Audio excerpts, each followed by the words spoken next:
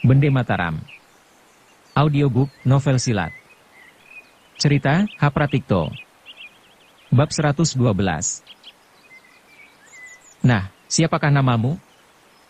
Maesasura tertawa berkakakan. Dengan membusungkan dada terus menyahut, kau sudi mendengar namaku? Itulah bagus. Inilah Maesasura, adik seperguruan pendekar sakti dari Barat Arya Singgela. Pantas. Pantas. Meskipun pendekar Kebo Bangah terkenal bengis dan jahat, tapi belum pernah aku mendengar ia menghina kaum muda. Sebaliknya engkau begitu enak saja menganiaya seorang gadis dari angkatan muda. Apakah perbuatan itu tidak menodai nama perguruanmu?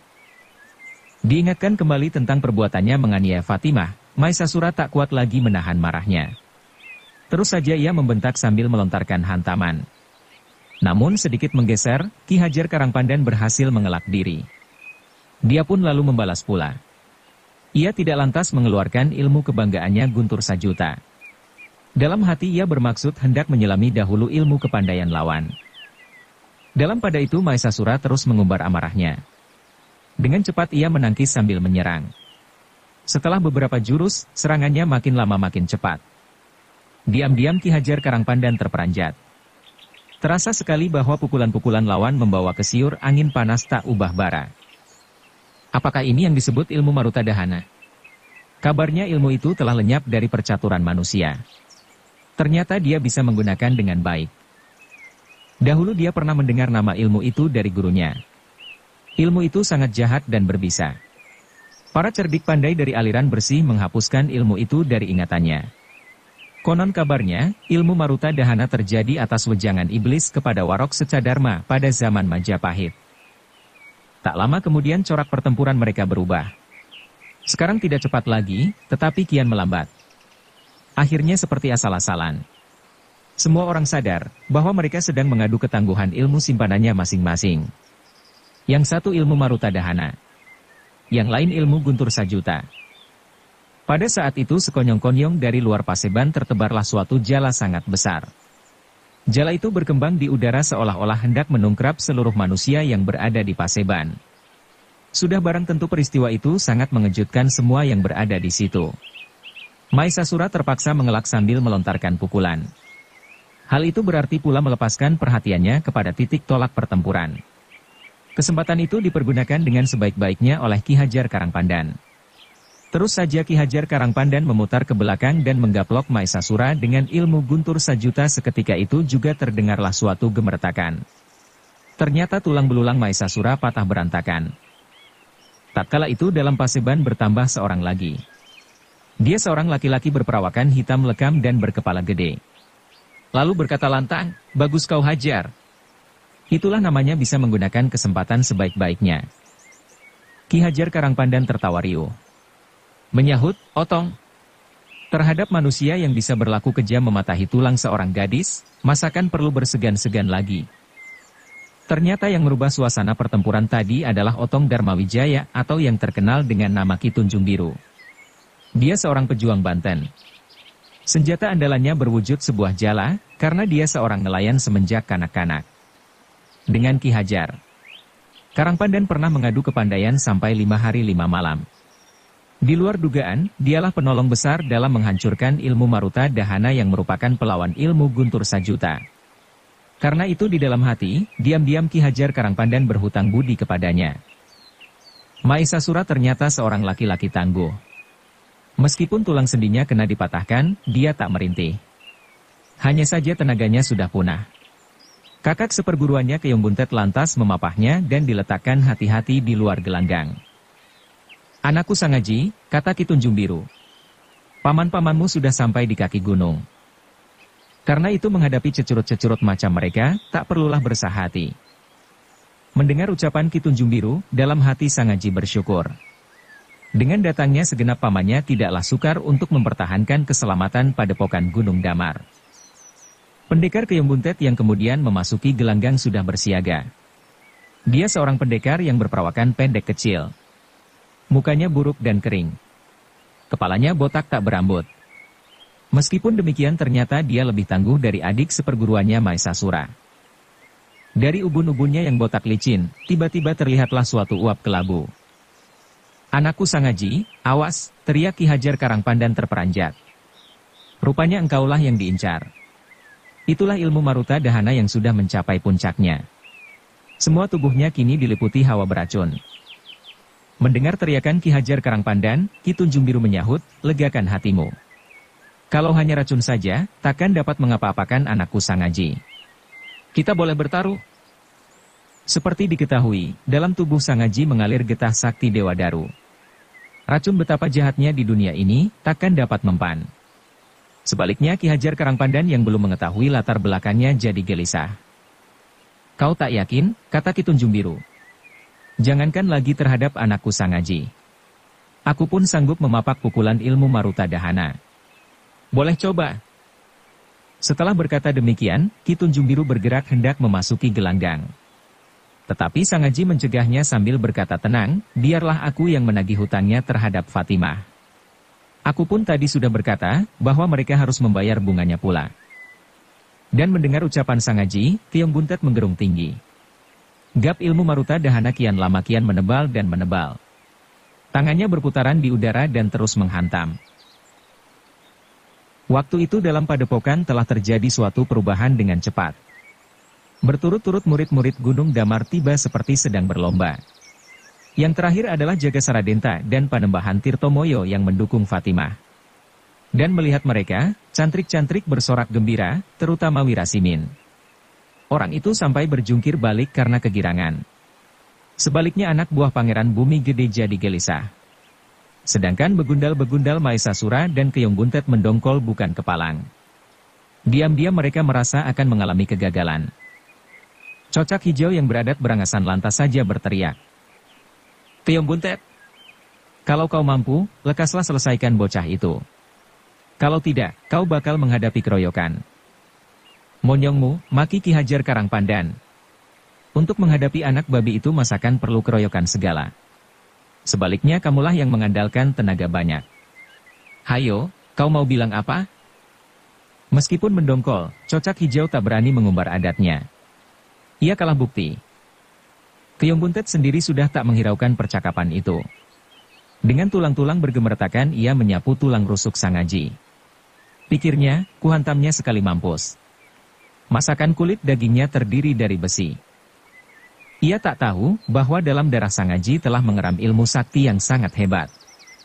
Jangan lagi dia, sedangkan pendekar Kebo Bangah kena dijungkir balikan dalam mengadu tenaga.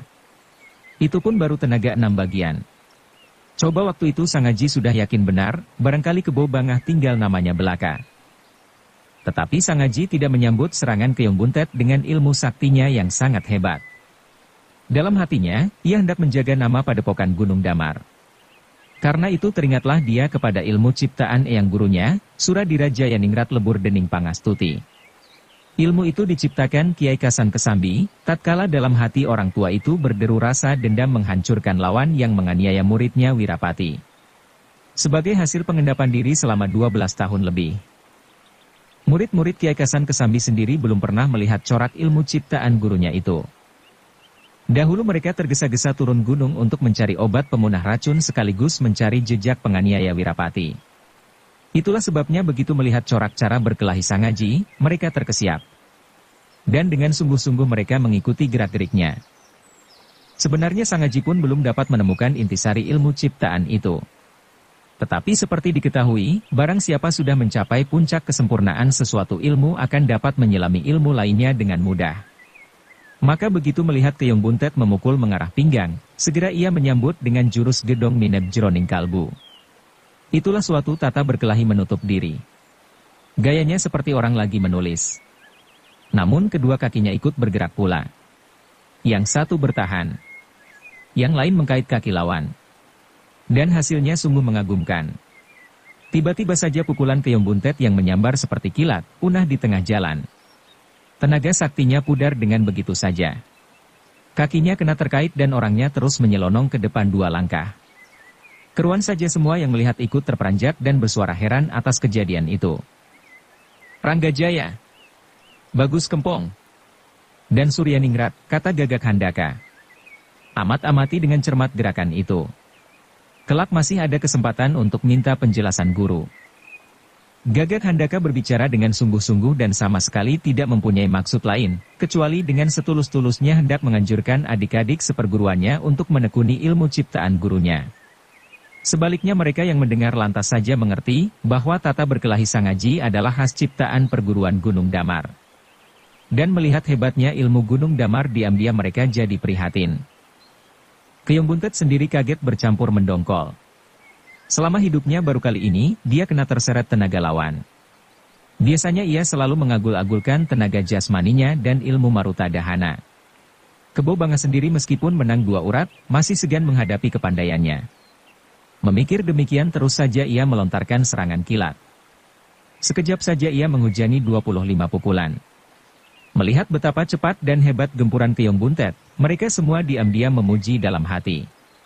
Benar-benar sesama perguruan pendekar sakti Kebo Bangah tidak boleh dibuat gegabah. Pantaslah perguruannya merajai seluruh wilayah Jawa Barat. Sebaliknya Sangaji sengaja hendak menjunjung nama baik perguruan Gunung Damar. Ia belum mau menggunakan ilmu saktinya yang sudah dikuasainya semenjak mengalami pertempuran di Kubu Batu. Setiap tipu dan gerakannya tetap memakai ilmu ciptaan Eyang gurunya Kiai Kasan Kesambi. Dengan begitu dengan tak disengaja sesungguhnya hampir merupakan suatu adu ilmu kepandaian antara ilmu perguruan Kebo Bangah dan Gunung Damar.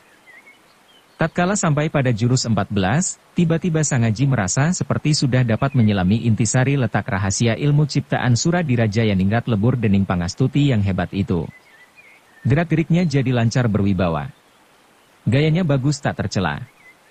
Dan seketika itu juga, Keong Buntet merasa dirinya terkurung di antara kedua tangan lawan. Anehnya, dia tak sanggup mengelak, menyingkir atau melawan. Terus-menerus ia seperti terlibat. Dan akhirnya ia terpaksa mengambil suatu keputusan hendak mengadu tenaga saktinya yang terakhir. Pikirnya, biarlah aku menangkis dengan tangan kiri. Kemudian kuhantamnya dengan tangan kanan.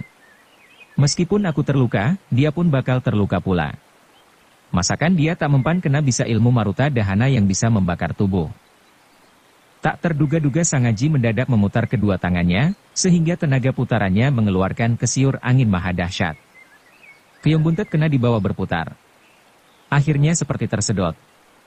Dia berusaha bertahan mati-matian. Dia bisa terlepas dari sedotan itu, tapi tak mampu melepaskan diri dari jaringan pusaran. Tak dikehendaki sendiri, tubuhnya berputaran kencang tak ubah sebuah gangsingan.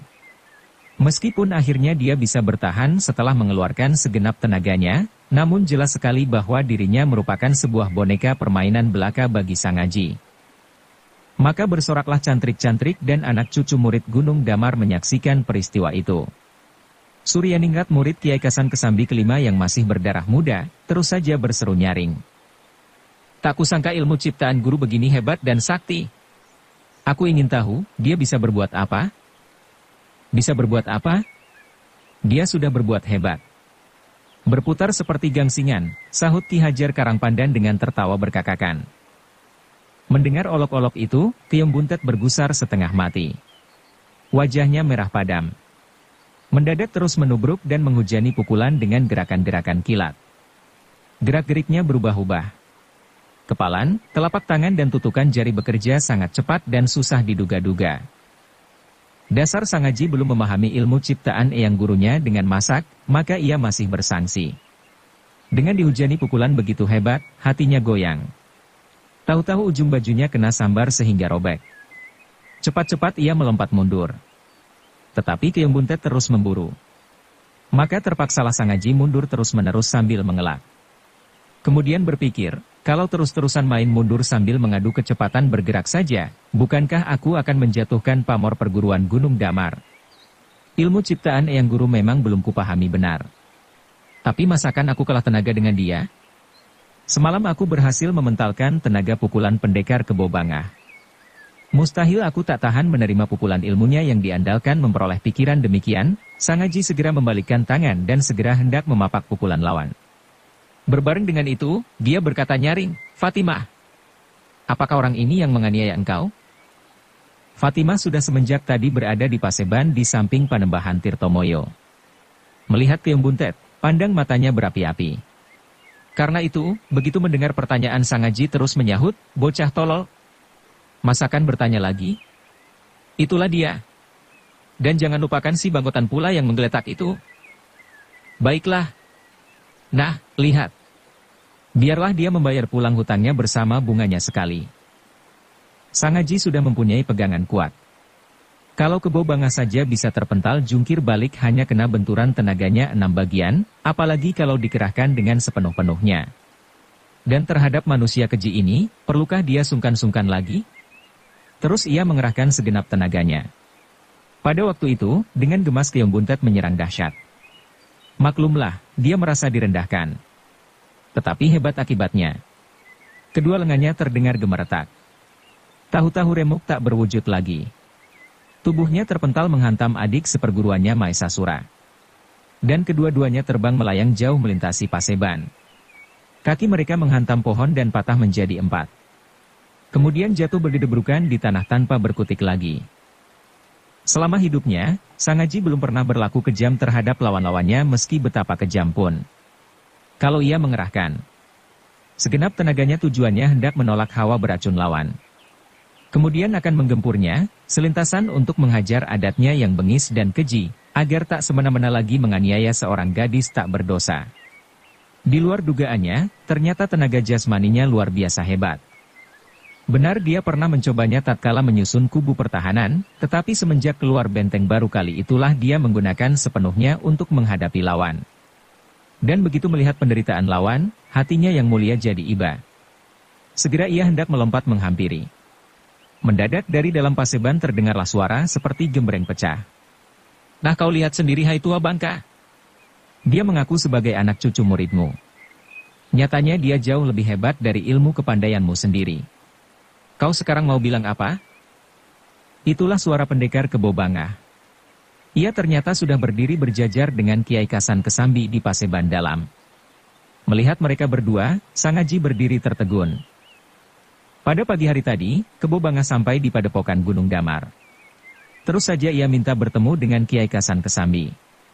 Niatnya sudah tetap, hendak menculik Wirapati sebagai alat penukar kedua pusaka sakti Bende Mataram yang berada dalam tangan Sang Haji. Tetapi ia licin. Sebagai seorang pendekar kawakan, dia tahu menilai ilmu kepandaian Kiai Kasan Kesambi. Terhadap orang tua itu, dia tak berani berlaku sembrono. Karena itu diam-diam ia hendak melakukan akal licik. Ia menantang orang tua itu bertukar pikiran mengenai ilmu kepandaian di suatu tempat yang agak jauh dari padepokan. Sementara itu, ia berharap anak buahnya dan pasukan Pangeran Bumi Gede menggerebek padepokan Gunung Damar pada siang hari dan terus menculik Wirapati. Tetapi akal liciknya ini tak gampang-gampang dapat dilaksanakan. Kiai Kasan Kesambi ternyata bukan lagi hidup sebagai seorang pendekar, ia sudah menjadi seorang pendeta sampai ke bulu-bulunya. Terhadap segala tetek bengek mengenai urusan keduniawian sudah tak sudi menghiraukan lagi. Maka cepat-cepat ia berganti arah. Terus saja ia membicarakan tentang ragam ilmu kepandaian di dunia ini dengan tak berkeputusan. Sekali-kali ia sengaja memberi peluang kepada Kebo Bangah untuk minta pendapatnya, pertimbangannya dan petunjuk-petunjuknya. Ia memang seorang pendekar yang gila terhadap macam ilmu kepandaian di dunia ini. Pengetahuannya luas dan banyak akalnya pula. Itulah sebabnya meskipun lamban-lambat laun ia berhasil menarik perhatian Kiai Kasan Kesambi. Akhirnya minta agar Kiai Kasan Kesambi sudi melihat dan menilai ilmu kepandaiannya yang sudah ditekuni selama 20 tahun.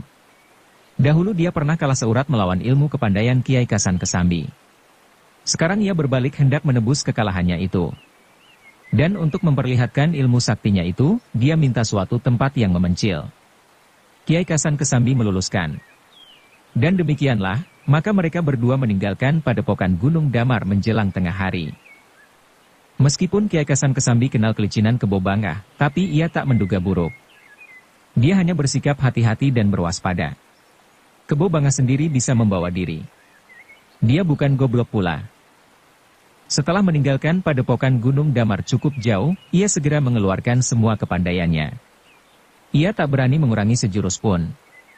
Sebab main akal di depan Kiai Kasan Kesambi tidaklah guna. Segera kecurangannya akan ketahuan. Tua bangka ini bukan main tajam matanya. Kalau sampai terbangkit rasa curiganya, urusan penculikan ini bisa gagal. Dia bersikap seolah-olah tak sudi mengetahui urusan dunia. Tapi mengapa menerima 5 orang murid? Diam-diam Kebo Bangah menimbang-nimbang dalam hati. Biarlah ku cobanya. Kalau ku serang dia tak mau menangkis, itulah namanya mencari mampusnya sendiri. Setelah berpikir demikian, mendadak saja dia terus menyerang Kiai Kasan Kesambi dengan segenap tenaganya. Untung, jauh-jauh Kiai Kasan Kesambi sudah bersikap hati-hati dan berwaspada.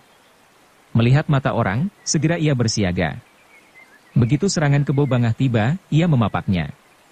Hebat akibatnya. Kedua-duanya mental 2 langkah. Hanya saja Kiai Kasan Kesambi tetap berdiri tegak, sedang Kebo Bangah perlu berjungkir balik untuk memunahkan tenaga sendiri yang terkirim balik. Di sini ternyatalah bahwa Kiai Kasan Kesambi betapapun juga menang tangguh. Dia tadi belum siap benar.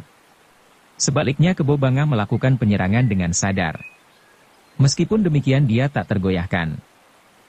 Bagus. Kau tua bangka. Akhirnya ketahuan juga. Kau cuma bilang di mulut. Buktinya kau masih menyayangi nyawamu yang sudah bangkotan, seru Kebo Bangah dengan tertawa riuh. Kiai Kasan Kesambi bersikap tenang-tenang. Dia hanya tersenyum menghadapi kekasaran Kebo Bangah. Ia tahu, lawannya bukan pendekar sembarangan.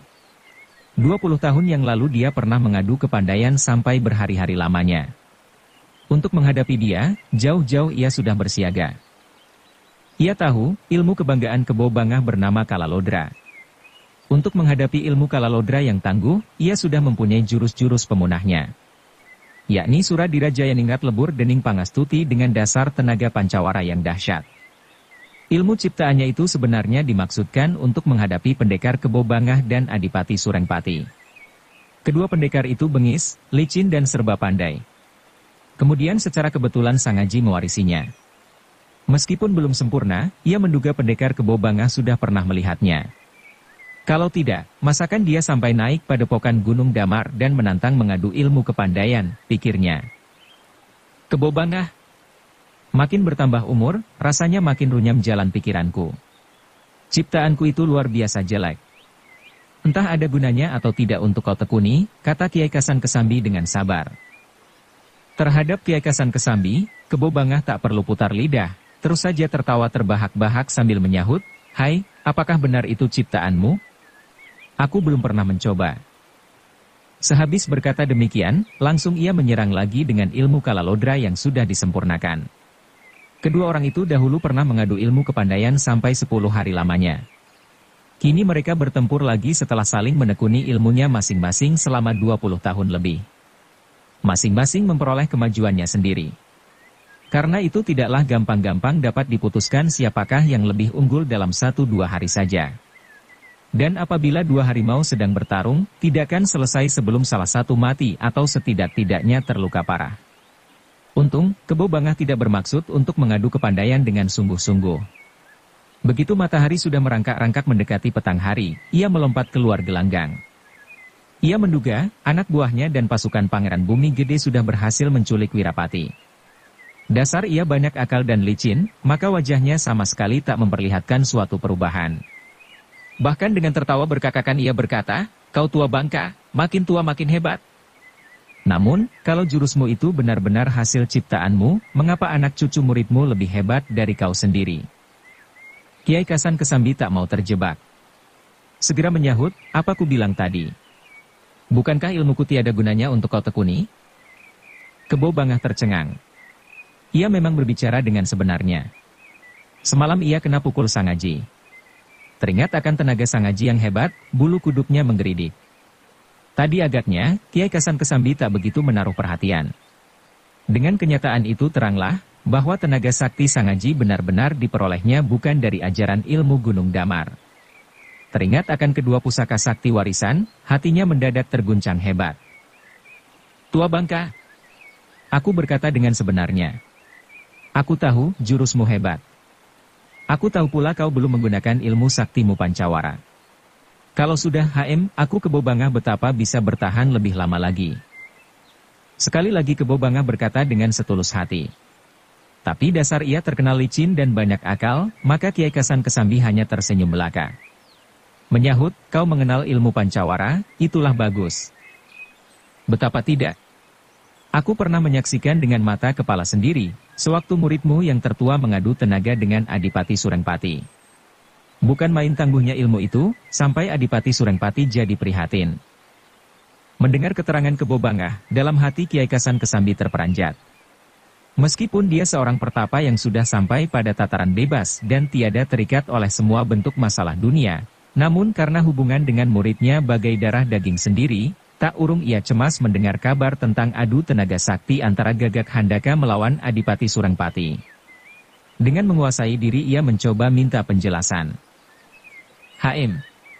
Pancawara betapa bisa dimainkan oleh seorang untuk menghadapi Adipati Surengpati.